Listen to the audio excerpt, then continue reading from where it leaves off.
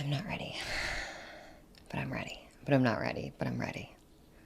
You ready? I am going to be really honest. I really struggled to work on this episode, not just write or research it, but the whole thing. And I don't know how this is going to go, but I am determined to get through it in one take, hopefully. So I don't want to waste any time. By now, you may know that my name is Sundown, and this is Logically Free Spirited, a channel where I talk about all things relating to science and spirituality while remaining open-minded yet grounded. And today we are here to talk about episode 9 of the Telepathy Tapes, titled Telepathy Across Dimensions, Death, and Beyond. So if you are not caught up, I will link to the playlist on the screen and in the description box below. I suggest going back and catching up, or at least listening to the podcast if you haven't, so you know what's going on, especially because this episode is going to be a lot, but we're going to get through it together. So I guess I am going to begin the same way Kai did, by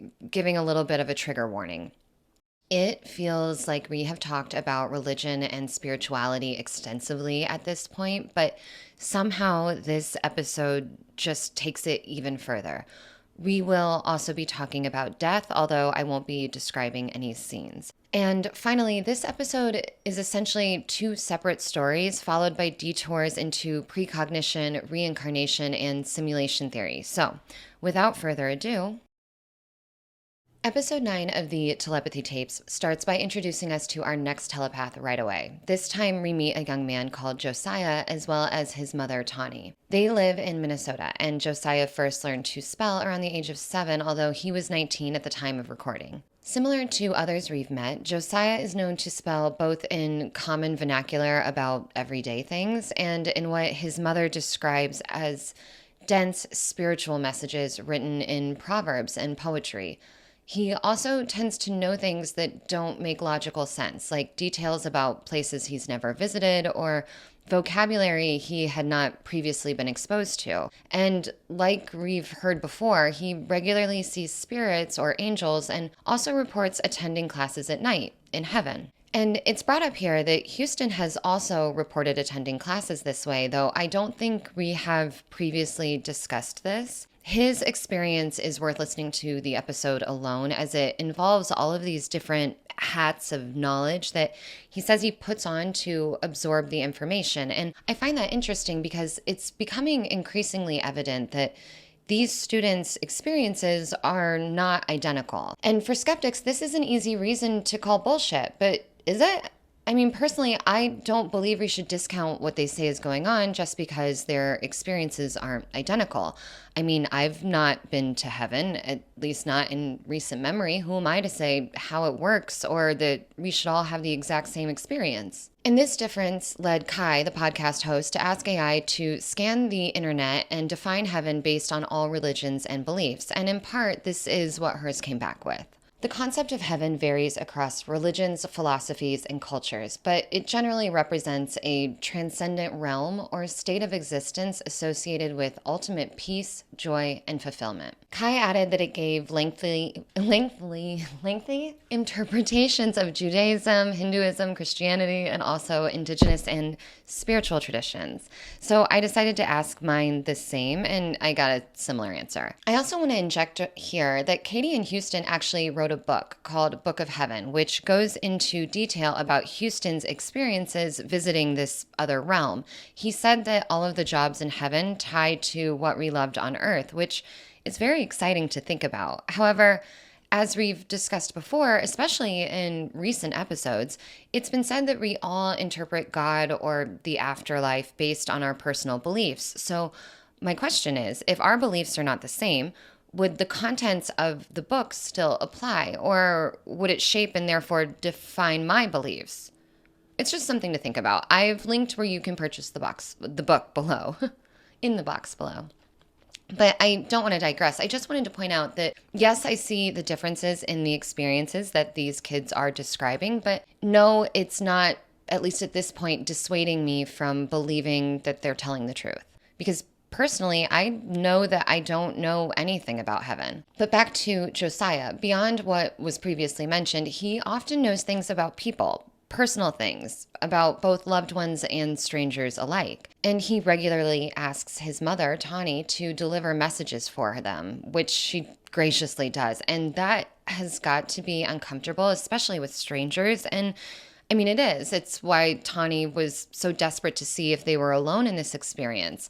It's what led her to write a book called Josiah's Fire. She hired a woman called Cheryl to help her write the book, and she ends up playing a pivotal role in one of the most fascinating stories that I personally think that we've heard in the series. At some point early on in the process, Cheryl mentions an accomplished author called Max Davis, who had once reached out to her to compliment and commend her work. While flattering, this conversation between Cheryl and Tawny in its own right is rather unremarkable until later that day when Josiah returned home from school and started typing rather profound things about a man Tawny did not know. At one point, she asked Josiah who he was talking about, and he said Max. Tawny struggled to believe that he could possibly be talking about this, in the context, random author that Cheryl had just happened to mention earlier that day.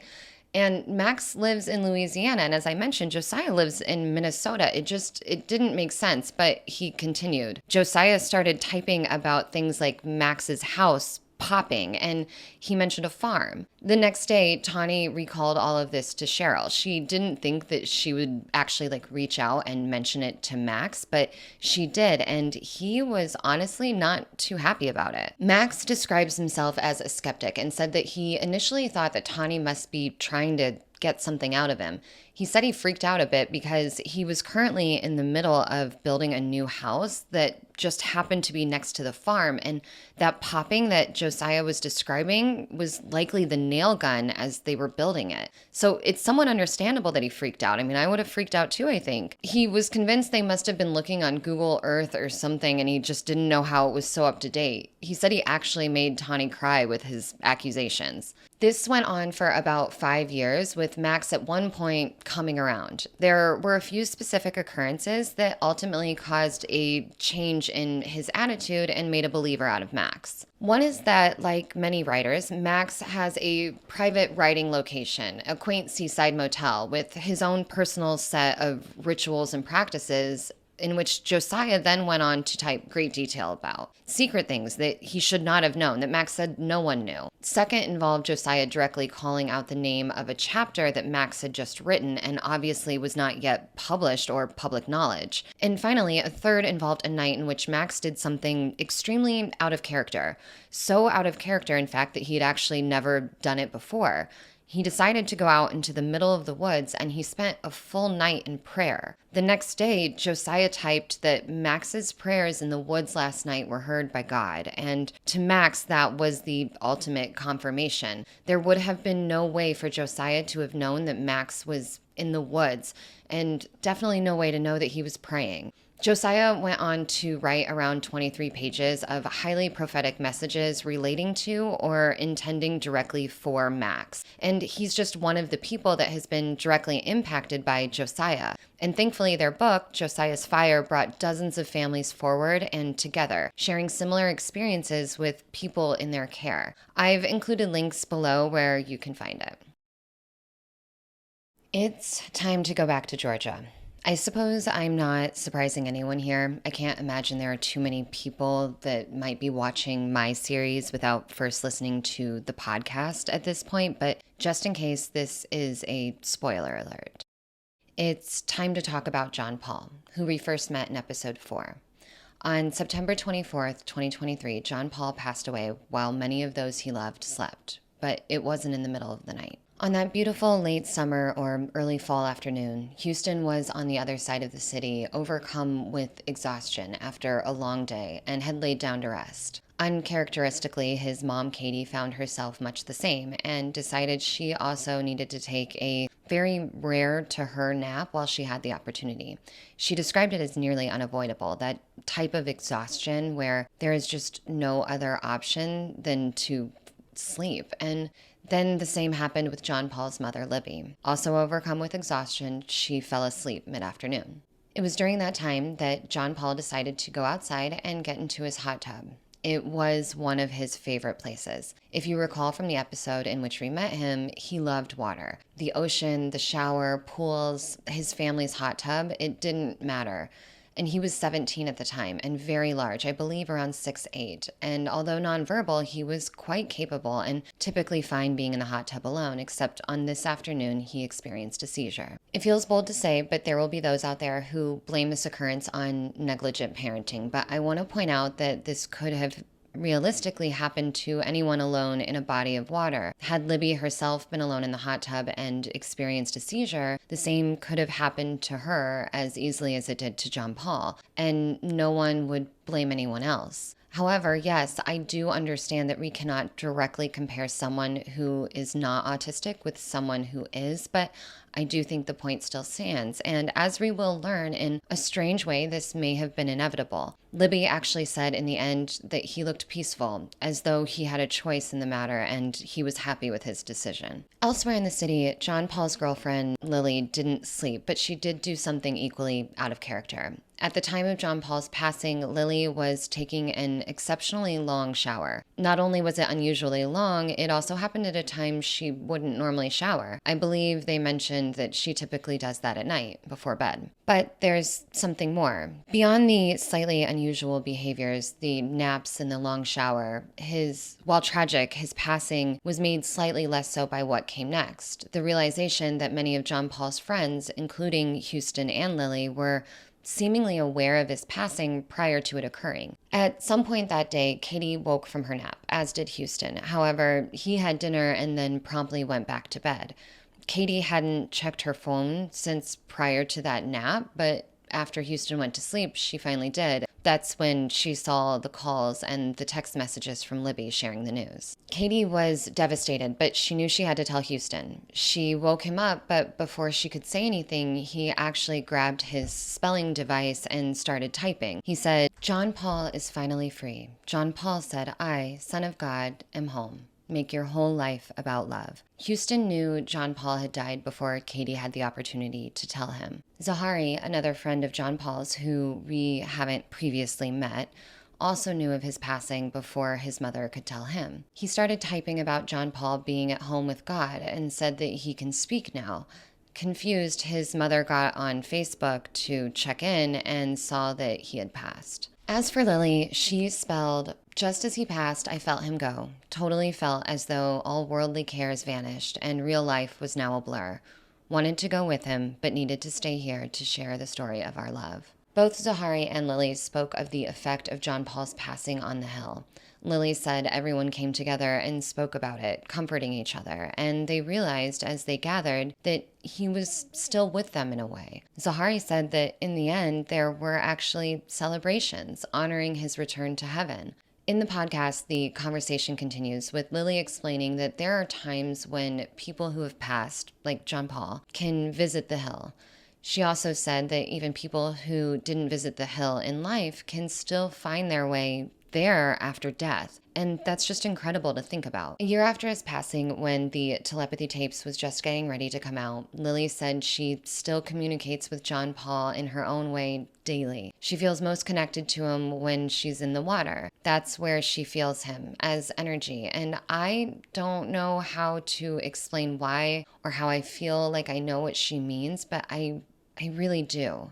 We're going to come back to John Paul's friends and loved ones, but for now, I want to shift to one of Libby's friends, a woman called Jay Watson. She was a journalist for over 25 years before going on to host a syndicated PBS show called Your Fantastic Mind, a series that explored mysteries, capabilities, and the potential of the human brain. And she and Libby had been friends for over 15 years. In the podcast, she recalls watching John Paul grow up and seeing all of the wonderful experiences that we've discussed unfold. She remembers when he first learned to spell, adding that he often spelled like a professor rather than a teenager, which we've heard many times at this point. But she also recalls some things we hadn't yet heard, like the first time Libby called to tell her that John Paul said he had visited heaven at night while he slept, and then again when she called to tell her that John Paul had started seeing angels. He said they were 10 feet tall and very loud, and occasionally Libby said she would see him run to his room and slam the door shut an effort to quiet them. I bring Jay Watson up because on the week that John Paul passed, she was working on an episode of Your Fantastic Mind that involved wounded warriors. And she had been calling people to set things up and schedule interviews, etc. But when she learned of John Paul's passing, she dropped everything to be by Libby's side. It was during this time that a woman called Becky returned her call to schedule one of these interviews, but Jay didn't answer. She sent her a text explaining that one of her friend's sons had passed and that she would call her back in a few days. But that's when things get really wild. I'm going to start by saying that in the telepathy tapes, Becky does not use her last name intentionally, and she actually makes note of that. So I am not going to include or link her Your Fantastic Mind episode because, one, it does use her last name, and two, I watched it and the episode actually has nothing to do with the topic at hand. Therefore, it's slightly irrelevant and it helps protect Becky's identity. But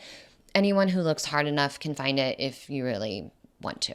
Anyway, Becky joined the Air Force after college and went straight into combat. During her service, she suffered 4 traumatic brain injuries, and in 2017, she underwent surgery to remove some shrapnel that had remained in her brain. It was during this surgery in which she passed away for 3 minutes before being revived. She told Jay Watson that since she died, quote, the door to heaven stayed open. And now she sees and experiences things that most of us do not. And I just want to say, if I had heard that when I was younger, I probably would have written it off as a hallucination or a side effect, of the trauma or the injury. But that's why the rest of this story is so fascinating, because what happens next and how it ties to John Paul, it's just really hard to dismiss. But first, I do want to linger on Becky for a moment.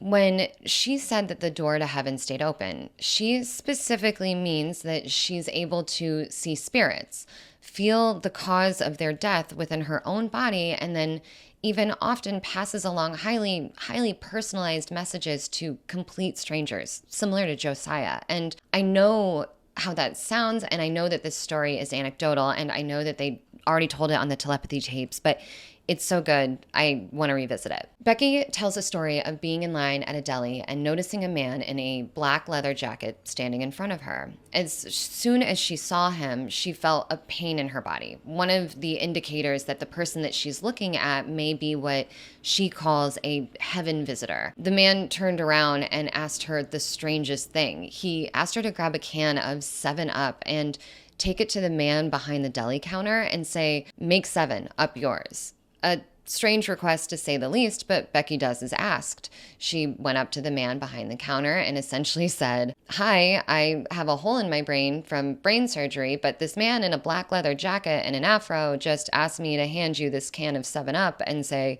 'Make 7, up yours.'" And then this man immediately fainted. I actually have chills. Becky said that the moment he collapsed, she saw this sort of mental Rolodex in her mind's eye, flashing photos and memories, indicating to her that the man in the leather jacket and the man behind the deli counter had been very close friends. They'd known each other since childhood, but the man in the jacket had died in a shooting. He had been shot right where Becky had felt the pain in her body. Eventually, when the deli worker came to, he asked to speak to Becky, and he explained that he had been planning to end his life after work that day. The sign from his friend and the fact that despite being uncomfortable, Becky still delivered the message prevented that from happening. So this is the type of thing that Becky experiences. Visitors from heaven, often wanting to relay messages to loved ones. But it's also why she doesn't want to use her last name, because she says that when someone needs a message, the spirit finds her, not the other way around. And understandably, she'd like to keep it that way. Okay, so now that we understand that, we are going to bring things back together. Like I said, the day after John Paul passed, Jay Watson went to stay with Libby, and during that time, Becky had called her back to schedule her interview for the Unrelated show. And when Jay responded, letting her know that her friend's son had just passed and that she would call her back when she could, Becky asked, could this boy be incredibly tall, non-speaking, and maybe there's something a little different about him? Because if so, I've been seeing him all week. She said in the days leading up to it, she saw him walking with her great uncle who had passed in the years prior. A man who she says has become her main connection on the other side, although they weren't really that close in life. She says normally when she sees her uncle with someone and he opens his pocket watch, that someone will soon pass. But when she was seeing John Paul with her uncle, his pocket watch was closed. He had it in his hand, but it remained unopened. Becky didn't understand. At the time, she had never seen her uncle do that. She didn't know who John Paul was, and she didn't know that Jay knew him. But for a solid week, she said she saw him walking with her uncle, pocket watch closed. But then after he passed, he came to Becky again, and this time with messages. He told her that his passing would have happened no matter what, that there was no pain, and that no one, not even Libby, could have stopped it. He described everything that happened in great detail, walking out to the hot tub in peace, no fear, saying goodbye to his friends before he left, and also more details about the experience that she just wouldn't have known, but confirmed to Libby that Becky was actually connecting with her son. I want to add that Becky said that there were generations of family and loved ones with John Paul and his family when everything was occurring. She described family members who had passed that were leading John Paul to heaven, family members who actually didn't really get along in life. But when Libby asked about this, Becky explained, when you die, your ego goes. It's just love. They both loved you and they both loved him, so they came together. It's just really beautiful to think about. Becky also added that in heaven, John Paul is taller, around 10 feet tall, and that's apparently angel height, if you remember. She also said he's thriving. She says he's become a sort of leader for children who didn't have a voice on earth, and added that if you just understood that he's right here, just right here, a different dimension, but always with you, he's right here. If you could just see what I could see, you would feel happy to see him this way. And Kai goes on to make an interesting point here in the podcast that Becky's story, her abilities, her access isn't just strange or interesting. It's also deeply consistent with something we've been exploring this whole time. The idea that after certain kinds of neurological shifts, brain injuries, near-death experiences, people at times develop savant-like skills, including things like telepathy, precognition, or the ability to see spirits. She goes on to briefly mention Jason Padgett, someone I think we've talked about before, who developed spontaneous savant syndrome after a robbery left him with a head injury. Ever since, he's been able to see math and geometric patterns in a way that's honestly kind of hard for me to describe. And there are countless other stories and research papers on this topic. And Kai believes that this validates Dr. Powell's opinion that ESP abilities should be considered savant skills. Jason Padgett suffers a brain injury and now sees and understands math in a way that classifies him as a savant, but Becky, who also suffered multiple brain injuries, sees and communicates with spirits, yet she's not considered a savant. She's not even taken seriously, and in fact, I'm sure many people probably think she's hallucinating. Okay, so now that we understand that Becky came out of left field with the ability to essentially telepathically communicate with John Paul, among others, actually, is it still considered telepathy if one of the people has passed? Oh, that's a whole other question, isn't it? Let me know in the comments. What do you think? Is it still considered telepathy if one of the people has passed away? Or is there another name for it at that point? And while you're there, please like and sub if you haven't already. It means so much. And there's only one more episode of this series, and then I'm going to move on to all sorts of other topics. And I really want you to be there with me. So it would just mean a lot. But back to the story, back to John Paul.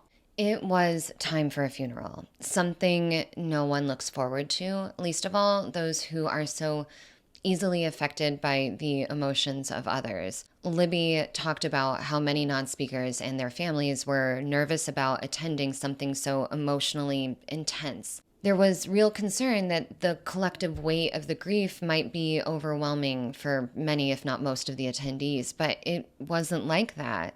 Yes, the emotions were strong, but they weren't exactly heavy in the way you would expect. Jay Watson described it as the loudest funeral she'd ever attended in her entire life, and not in a disruptive way, in an awesome, joyful, overwhelmingly positive way, and said that there was just something so unmistakably alive about the experience. Both Houston and Lily gave eulogies that are available on the website behind the paywall, but part of what was shared in the podcast was from Houston when he said, "The entire reason for being on earth is to love.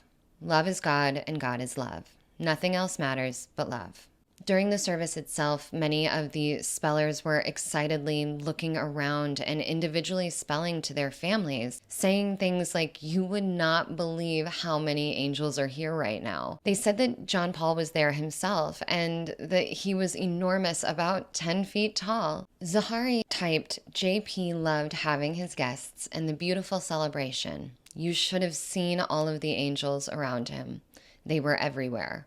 Part of the lightness of the funeral also came from what I mentioned earlier, that John Paul's passing didn't come as a shock to many of his loved ones. Houston's mom, Katie, took on the role of sharing the news on Facebook, and she said that she was flooded with messages from families of non-speakers who said that their children told them about John Paul's passing before it had happened, that John Paul had visited them, saying goodbye and letting them know days before what was going to happen, that he was going to leave. And another friend of John Paul's called Noah, who we also haven't previously heard from, had this to say when visiting for the funeral. "JP told me the day before that he had to leave this world because it couldn't contain him and sustain his mission as God had designed it for him. I was afraid of coming because of the tide of emotions and how my body would react. But it's like he never left and is wrapped completely around me and integrated into my energy like he never could be before. He is in us, Libby, so much more a part of us than he could possibly be if he was physically here."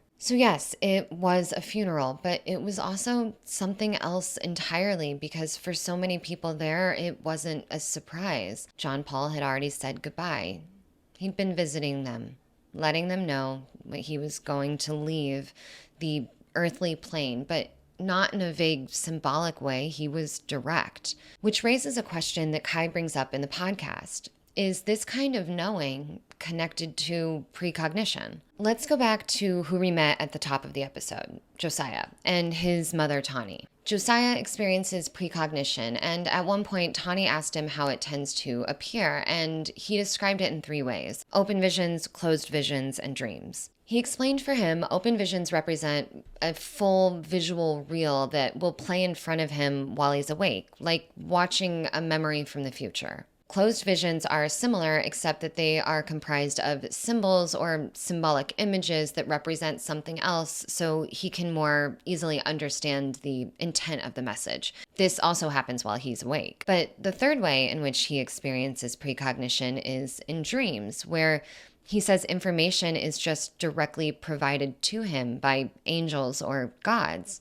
Houston also experiences precognition, so Katie asked him about it and confirmed something similar, saying that sometimes he is shown things and other times he's simply told them. It does make me think of someone like Amelia, though, who we met previously, who also has bouts of precognition, but often about tragic events without enough information to help or do anything about it. And I guess it makes me wonder why. Why are the gods or angels or whoever telling her these things if she can't do anything about it and it causes her distress? Also, what about the whole time isn't linear thing? If that's the case, then what exactly is precognition? What does it mean to know something before if before and after are happening all at once? Which then leads me to Jess and Asher in England. I know we've talked about them extensively. At one point, Jess asked Asher about reincarnation, and I promise his answer is beyond interesting and actually very relevant. Essentially, he explained that reincarnation is happening, but not as a sequence of lives lived one after another. Instead, he says that all of our incarnations are happening simultaneously. He said we are experiencing the same soul in different lifetimes across time, and these lives or incarnations impact one another. That something you do here will ripple out and impact whoever you are out there in these other lives. And hello, that is quantum entanglement, isn't it? And remember, it's the idea that 2 particles, basically what makes up literally everything, can be interconnected in a way that what happens to one simultaneously affects the other, even when separated by vast distances or maybe even entire dimensions. So if these different incarnations are happening simultaneously and are all part of the same soul affecting one another, maybe that's because they're entangled. Even if they're in different places or different lifetimes or different dimensions, they're still connected. And if we think of reincarnation like this, how is it different from parallel dimensions or the multiverse theory? I mean, again, take Everything Everywhere All at Once. In that film, we see the characters consciously experiencing different dimensions of themselves, different lifetimes, but now just substitute that with saying they're experiencing different reincarnations of themselves. Is it not still kind of the same thing? This line of thinking can get really overwhelming really fast. And one of the hangups I have is that if I'm not conscious of these other worlds or other dimensions or other characters or incarnations of myself, what makes them different from someone just walking down the street? Just as I'm not conscious of a stranger's experience walking past me on the sidewalk, I'm not conscious of the experiences of these other incarnations of myself. So what makes those incarnations different from the stranger? Could they not be the same person? And is that line of thinking what leads to the concept of oneness? That we're all one consciousness and split and refracted into different bodies and different perspectives, but also living simultaneously? I am me, but I'm also you. I'm just not conscious of your side in the same way that you're not conscious of mine. And that just makes me think of how we treat each other, how spreading negativity onto others always tends to come back onto you. That concept of karma in the basic form. What you send out into the world eventually circles back. It makes even more sense when you consider that we might actually be facets of the same larger consciousness. In the podcast, Kai questions if perhaps precognition isn't about peering into the future, but rather remembering something we already know. Because if time isn't linear and everything is happening all at once, all there is now. And I'm actually not saying that that is what is happening or what is true. This is just what's rattling around in my very overstimulated brain at the moment. But we're not done. Asher even takes it a step further. Because if time isn't linear and if every moment is interconnected, then this isn't just a concept about oneness or souls. It's a concept about the structure of reality itself, which is how we get into our final topic, simulation theory. Now, I know that that phrase alone instantly has many people thinking of computers or the Matrix or tech bros in forums arguing if we live in base reality, but the version brought up in the podcast is different and in a way more spiritual than expected. Dr. Powell said to think about our experience as a created one, a simulation, and to think of our body as an avatar. Perhaps this world, this life is an immersive game or experience, so immersive, in fact, that we can taste, touch, smell, see, and feel everything while we are playing this game through this human meat suit. Maybe we're all just on the Oregon Trail. That would mean that this isn't base reality, that there is here where our spiritual selves are having a human experience, and then there is there where our spiritual selves when they aren't here. And if we can entertain that for just a moment, if that's true, then maybe some of us aren't as fully immersed into our avatars as others. Maybe some of us experience things like apraxia, a disconnection from our body. Dr. Powell reminds us that what these kids are describing often doesn't align with this reality or simulation. They speak of other realms, of night schools in heaven, of communication hills, and downloads of information from somewhere else. So if they aren't as connected to their avatars as the rest of us, what is the disconnected part connected to?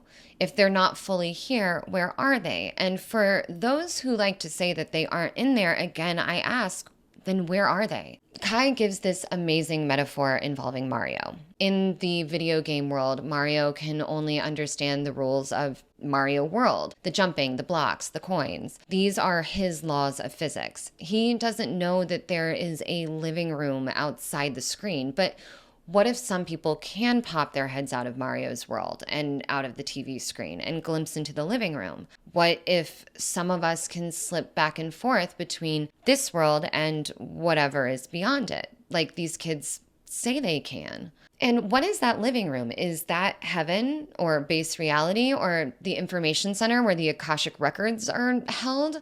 Are they all the same thing?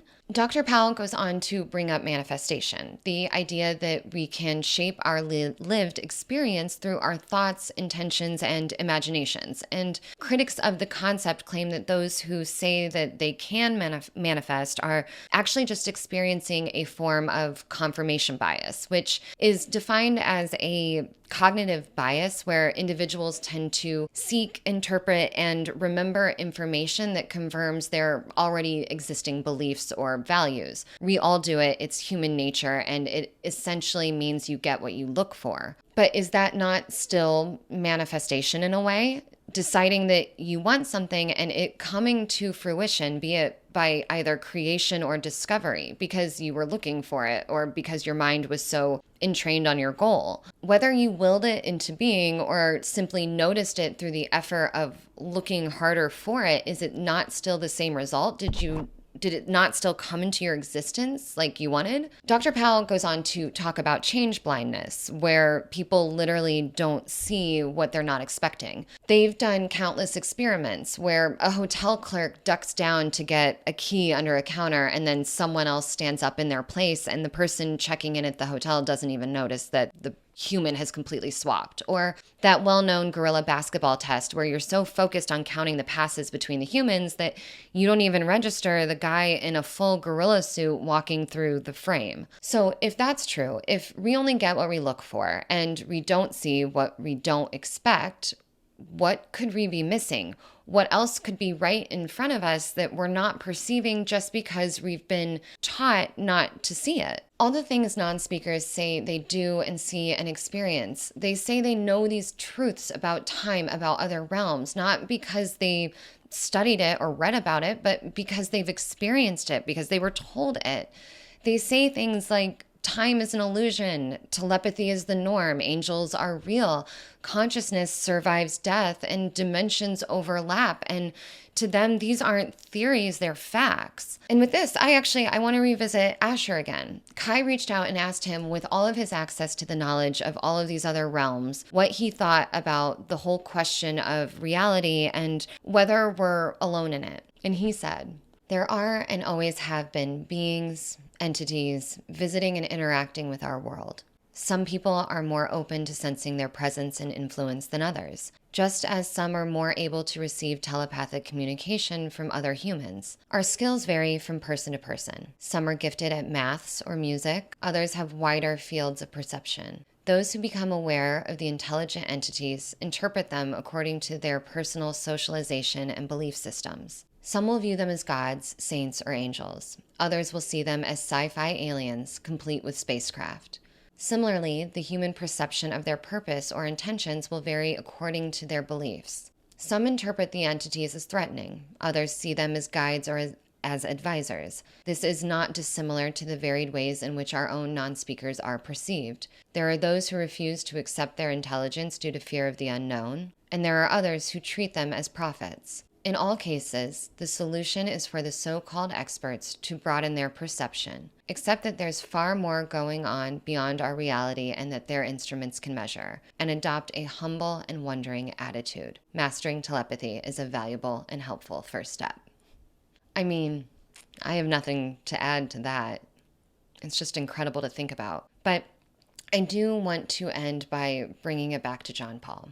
Some months after his passing, Libby went hiking with a few non-speakers and their families, including John Paul's friend Noah, who I mentioned earlier. Typically, Noah does not like to be touched, but throughout this hike, he took it upon himself to go up and hug Libby 3 different times, burying his face in her hair. When he got home, he spelled to his mom that John Paul had come to him and asked him if he could inhabit his body for a moment so he could hug his mom and smell her hair.